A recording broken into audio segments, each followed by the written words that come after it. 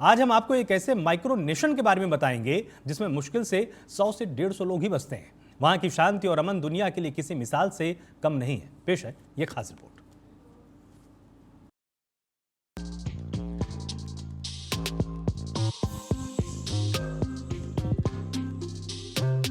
आपको एक ऐसी अनोखी दुनिया की सैर पर ले चलेंगे जहां एक शख्स ने अपने सपनों को साकार करने के लिए एक पूरा देश ही बना डाला।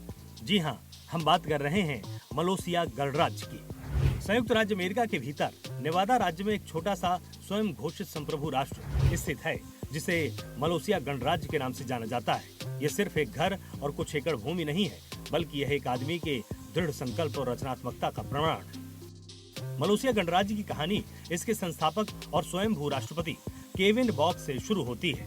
1998 में बॉक ने औपचारिक रूप से इस भूमि को एक स्वतंत्र राष्ट्र घोषित किया, जिसे उन्होंने अपने बचपन के दिनों से कल्पना करना शुरू किया था। आज मलेशिया में कई इमारतें हैं, जिनमें राष्ट्रपति भवन, जो वास्तव में बॉक का घर है, एक छोटा सा प्रशासनिक भवन भी शामिल है।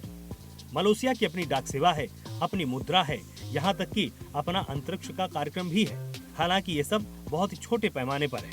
उनके पास अपनी नौसेना भी है, जिनमें इन्फ्लेटेबल नावें शामिल हैं। राष्ट्रपति बाघ एक उत्साही, संग्राहक और रचनात्मक व्यक्ति हैं। उनकी कल्पना की कोई सीमा नहीं है। मलेशिया एक पूरी तरह कार्यात्मक राष्ट्र की नकल करता है, जिसमें विदेशी संबंध, एक रक्षा बल और यहाँ तक कि एक अन्य माइक्रोनेशंस के साथ राजनयिक संबंध है।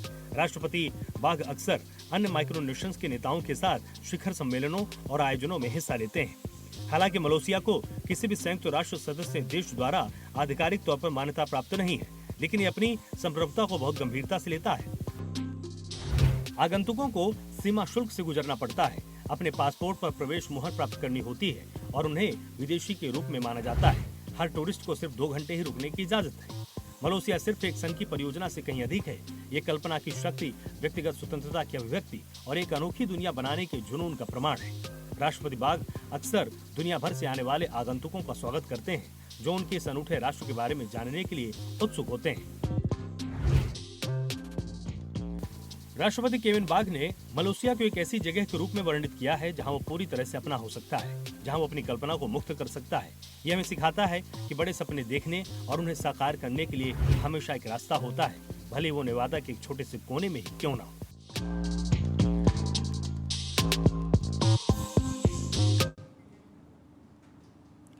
राष्ट्रपति केविन बाघ ने मलेशिया को एक ऐसी जगह के रूप में वर्णित किया जहां वो पूरी तरह से अपना हो सकता है, जहां वो अपनी कल्पना को मुक्त कर सकता है और हमें सिखाता है कि बड़े सपने देखने और उन्हें साकार करने के लिए हमेशा एक रास्ता होता है, भले वो नवादा के एक छोटे से कोने में ही आखिर क्यों ना हो। तो ये अमन का देश आपने देखा, जो कि माइक्रोनेशन मलेशिया गणराज्य के रूप में जाना जाता है। यहाँ 1998 में इसकी रचना की गई थी और 100 लोगों का यह देश मलेशिया गणराज्य के तौर पर पहचाना जाता है।